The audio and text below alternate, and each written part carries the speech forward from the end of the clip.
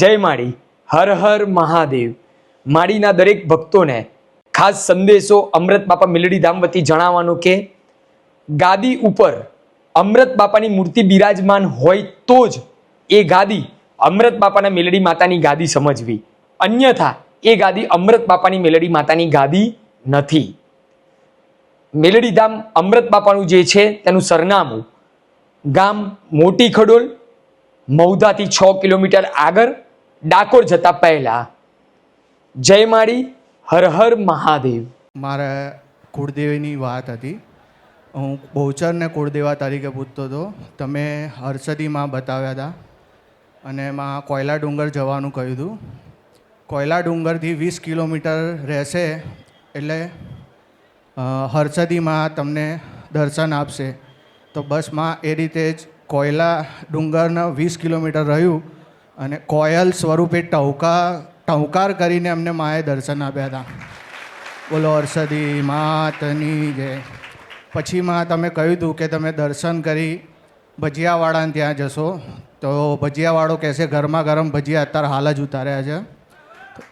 હા, તો બસ માં ભજીયાવાળા એવું જ કહ્યું. પછી ત્યાંથી 100 રૂપિયાના ભજીયા લઈ અમે સીડીઓ પાસે ગયા. પણ સીડીઓ ઉપર રસ્તો બંધ હતો. તો મેં કહ્યું કે માં થોડી પ્રાર્થના કરી કે માં મસાણી મેલડીમાં તમે કહ્યું તે પ્રમાણે. તો બસ એ જ ક્ષણે એ સીડીઓની પાસેથી એક માજી સ્વરૂપે તમે સાક્ષાત આવ્યા માં, અને અમે પગે પડી ગયા. એમને ભજીયા આપ્યા, તમે કહ્યું તે પ્રમાણે 500 રૂપિયા આપ્યા. એમના આશીર્વાદ લીધામાં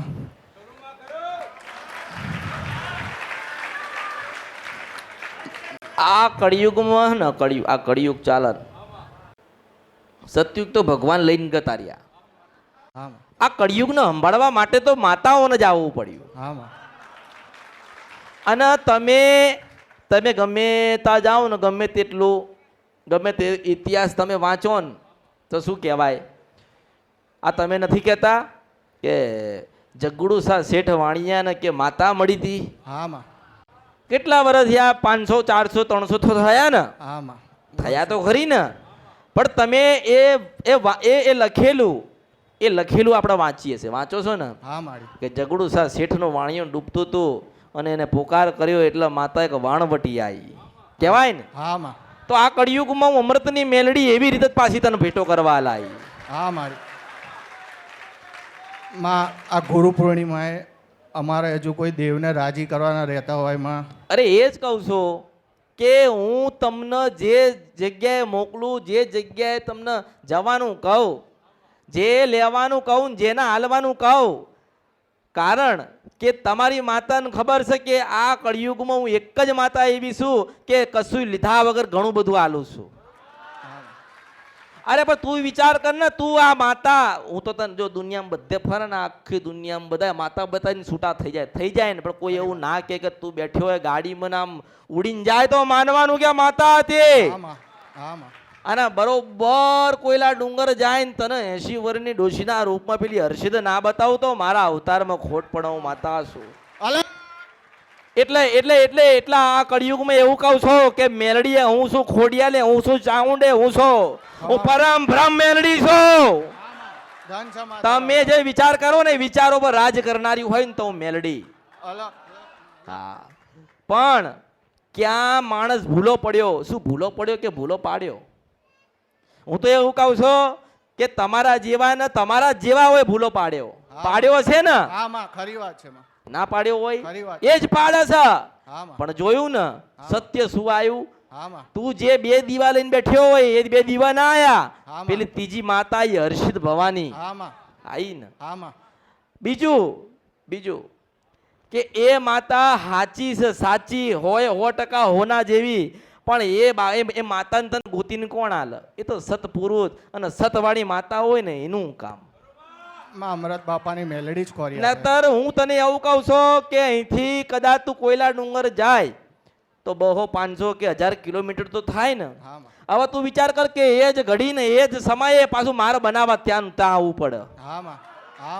તો ક્યારે હું તમારી જોડે હશું ત્યારે ને. હું દરેક ને કહું છું કે હું દરેક જોડે છું. એટલે એવું વિચારશો નહીં કે અમે તો એકલા છીએ, અમે તો એકલા કરીએ છીએ ના. ના. તમે જે કાર્ય કરો છો ને દરેક કાર્યમાં હું માતા જોડે છું. હા માં. પણ તમારું કાર્ય તમે જે કાર્ય કરો છો એ સાચું હોવું જોઈએ ને સારું હોવું જોઈએ. હા માં. તમારા માટે અને બીજાના માટે ઉત્તમ હોવું જોઈએ. હા માં. એટલે મેં તારી પાસે કશું માંગ્યું નથી, પણ મેં તો તારી માતાને કંઈક અપાવડાયું. હા માં. માતાએ ગોતીને આલવાની ને માતાને પાછું 25 રૂપિયાનું હલાવું એટલે રાજી થાય. હા માં. હવે તું કદાચ ગમે તેટલું થાય ને તો હું તને એવું કહું કે બે દેવ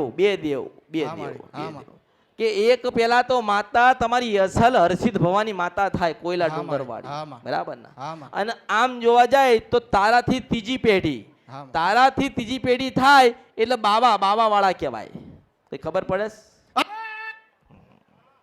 એટલે બાવા વાળા કહેવાય. મૂળ તમે જે કહેવાય ને સાધુનો વંશજ કહેવાય. કોનો કહેવાય? સાધુનો વંશ. તમારા ઘરે પેલા સાધુ આવતા, જમતા અને આનંદ કરતા અને આશીર્વાદ આલતા. હા માં. તમારા દીકરાનો જન્મ થાય ને તો એક અઘોરીના આશીર્વાદ ને અઘોરીની કુળદેવી હર્ષિદ માતા હતી. ખવા માં. કોની? અઘોરીની માં. હા, તમે લઈને બેઠ્યા છો એનાથી મને વિરોધ નથી, પણ મને દુઃખ ક્યાં છે કે તમે ભૂલા પડ્યા ને જેને પાડ દીધા ને એનાથી દુઃખ થાય. હા માડી. પણ તું વિચાર કર કે તારા જેવાને કોકે ભૂલો પાડ્યો છે, પરમાત્મા એને નહીં પાડે? હા માં. પાડે ને. પાડે માં. પાડે. અને મેં તને એવું કીધું તું અને હું કહું બી નહીં કે તારા માતા જોઈતી હોય તો તું મારી પાસે આવજે. મેં મારી પાસે બોલાયો ના માં. મેં તો એવું કીધું કે તું કોયલા ડુંગર જજે ને તારી હર્ષિત માતાને રાજી કરીને લઈ આવજે. હા માં. મેં તો એવું કીધું ને. હા માં. અને હું એ જ કહું છું, દરેક જે મળશે ને એમ જ કહું છું કે પાવાગઢ જજો, કોયલા ડુંગર જજો, શંખલપુર જજો, રાજપરા જજો, ધાયણો જજો, કડાની સધી પાસે જજો, તમારા દાદાના ઘર હોય ત્યાં જજો. મને ખબર છે કે ક્યાં બેઠી છે ને કેમ બેઠી છે. હા માં. હા માં. નકર મને કોઈ એવો શોખ નથી કે અહીંથી તને 1000 કિલોમીટર દૂર મોકલો, પણ તું 1000 કિલોમીટર જાય ને તને ત્યાં માતા મળે ને તો જ કહેવાય કે સતની ગાદી પર બેઠેલી માતા ખરું છે. માં. ખરું માં. ખરું. આપણે કહેવાથી કશું થતું નથી આ કળિયુગમાં. કોઈ કહેવાથી થાય ખરી? ના. હું તને એમ કહું, તું માતા લેવા જાય તો એ માતાજી એવું કે ના, આના દાદાને વડવાઓએ અમારું માન સન્માન રાખ્યું નથી. અને અમને પૂજી નથી તો હું શું કરવા દર્શન દઉં? ખરી વાત. કે ને. પણ ના, હું એવું કહું છું કે શંકર ભગવાન પાસેથી લખીને લઈને દસ્તાવેજ લઈને ફરું છું કે બોલું ને એટલું થઈ જાય. હા માં. ધન છે તમારા અવતાર.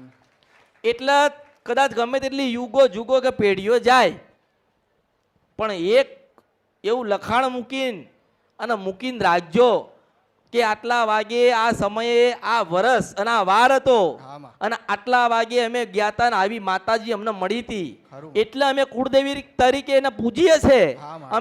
અમે અમારી માતાની પાસે છીએ. હા માં. કારણ કે કાલ તારો દીકરો હશે તને પૂછે કે હે બાપા, હું તને પ્રશ્ન કરું હેડ કે આ બહુચર માતા કોની? તું મને જવાબ દે. બહુચર અમે મારી મમ્મીએ કુળદેવા તરીકે પૂજી હતી. કુળદેવાનું કોઈ અમારે ઘરમાં દીવો જ નહોતો. મારી માધરે બહુચરને કુળદેવા તરીકે. અરે તારો દીકરો તને પ્રશ્ન કર કે હે બાપુજી, આ કુળદેવી બહુચર માતા આપણી પેઢીમાં કેવી રીતે? તું જવાબ આપી શકીશ? ના માં. ના આપી શકન. પણ કદાચ રશીદ નું પૂછે તો હું કહીશ કે માં અમરત બાપાની મેલડી આપેલ બતાવેલ. મેં નથી આલી. મેં એવું પ્રમાણ આપ્યું તું, હું એક માધ્યમ છું અમૃતની મેલડી કે તમારી માતા તમને હોંપવાની. હા માં. તમારી માતા તમને ગોતીને આલવાની. માં દીકરો તારા આપવાનો. અરે તું, મેં તને શું કીધું? હા, માં. તું સમજ્યો નહીં. તારા દીકરો પૂછશે તને એટલે ખમા, તારો ખમા, વંશ માં. વધે હું માતા છો. હા માં. ધન છે માં. જો કદાચ મારી વાતોનો સમજી જશો ને તો તારા ઘર, હું એવું નથી કહેતી કે તારા ઘરે સંતાન થાય, પણ હા, તું મારી વાતને ના ઓળખીએ કયો. હા માં. હા માં. ઓળખીએ કયો હા, માં. એટલા જ કીધું કે મને ઓળખો તો ઓળખાય. હા માં. મેં તને એવું કહી દીધું ને, મેં તને કે તારી બહુચરનું તારો દીકરો તને બહુચરનું પૂછે ને તું ના કહીએ કે ભાઈ તારો દીકરો હર્ષિતનું કહે છે ને તું જવાબ આપીએ. હા, માં. એટલે તારે ખબર પડવી જોઈએ કે નારાયણ આપણા ઘરે માતા હર્ષિત લઈને આવશે. હા મારી. ધન છે તમારા. હું તને કશું આલવા આવી નથી ને કશું તને હું આલવા માંગતી નથી. અને જે આલવું તું ને શબ્દોમાં આપ્યું છે. હા માં. તને લેતા આવડવું જોઈએ. હા માં. ખ્યાલ પડ્યો? હા, માં. શું કીધું કે મારા છોકરાનો છોકરો પૂછે કે હર્ષદીનો ઇતિહાસ હવે શું છે? તારા દીકરાનો દીકરો ક્યારે થાય મને કહેતો? જ્યારે મારા દીકરો થાય ત્યારે. તો સમજી લે ને. ધન છે માં તારા અવતાર.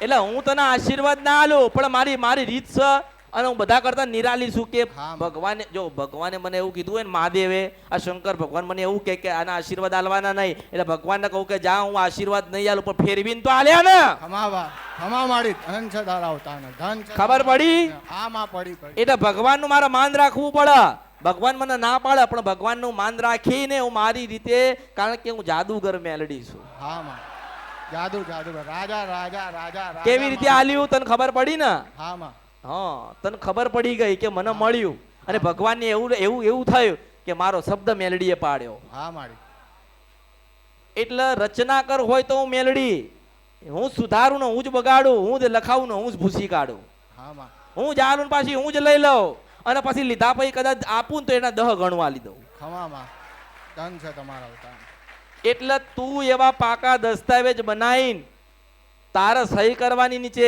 કે હું ફલાણો માણસ મારું નામ આ છે અને હું ગયો તો હા માં એવી રીતે બનાવીશ કારણ કે તારા દીકરા હોય તો તારું લખેલું વંચાય ને મારું લખેલું બોલશે ને માં તમારું એવું વંચાય અને માં, તમારો અને હું તો એ ઇતિહાસ. દરેકને એવું કહું છું કે શું કરવા એવું કહો છો તમે શું કરવા એવું વિચારો છો કે વર્ષો પહેલા કોકના માતા મળી હતી અરે આ કળિયુગમાં તમે મારો સંગ કરો ને તો તમને માતા હા બતાવો માં હા માં કરવો પડે ને કરવો પડે માં કરવો પડે આવા તમે વિચાર કરો જેનો સંગ કરો એનો રંગ લાગે ને લાગે લાગે માં લાગે ને લાગે માં. અને રંગ ચડાવવા આવીશું હા માં અને રંગ કર્યા વગર મિલવાના નથી બસ માં તમારો કારણ કે આશીર્વાદ મને હંમેશા ખબર રાખજો. જો તું જે આશા ઉપર આવ્યો છે ને હા માં. જે મારી પાસે જે ઉમ્મીદ અને આશા લઈને આવ્યો છે ને એ આશા મેં તને પૂરી કરી પણ બીજી રીતે કરી હા માં. હું તને તું એવી આશા રાખીશ કે માતાજી મને આશીર્વાદ આલશે માતાજી કહેશે કે કુળદેવી સાવ તને દીકરો દેશે અરે હું બોલી ગઈ ને કે જા તારા દીકરાને દીકરો તને પૂછશે એટલે તને ખબર હોવી હા માં. જોઈએ હા માં એટલે ભગવાન કંઈક અલગ લખે છે અને હું કંઈક અલગ લખું છું. હા માં હા માં કારણ કે જેટલા દેવી દેવતા જેટલા ભગવાન જેટલા ધર્મસ્થળ જેટલી ગાદીપતિ હોય જેટલા ભગવાનના મંદિર હોય આદિ અનાદિ કાળથી એ તો બેઠ્યા છે ને નારાયણની સાક્ષીએ હા, માળી. કઈ નતું ત્યારના બેઠ્યા છે ને કઈ નહીં હોય ત્યારે હશે ને હા, પણ માં, હું હા, અહીંયા કંઈક અલગ બેઠી છું હા માં આટલું બધું બતાવ્યું તો માં કુળદેવીનું નેવજ મારે શું આપવું ને ક્યારે આપવું મને થોડું જણાવો. નિવેજ એટલે ભાવ આપણો ભાવ માં તું મળી અરે રોવું પડે તો રોવું પડે ને માં મળી તો હા માં વર્ષો વર્ષ વીતી કારણ કે ગયા. માં કદાચ દીકરાને જન્મ દેતી હોય ને તો એ રોતી હોય કારણ કે એને પીડા થતી હોય એટલે તમને જે પીડા થાય છે ને એ થવી જોઈએ કેવી કે મારી માં મને મળી હા માડી આપણે શું કહેવાય દિવાળી હોય ને દિવાળી હા. એ દિવાળી કોની હોય દેવની જ હોય માણસની હોતી નથી હા માં કારણ કે તમે દેવને જેટલા તમે રાજી રાખો ને એટલે તમારે દિવાળી જ કહેવાય મારી માં મળી એટલે ખુશીના આંસુ હમ.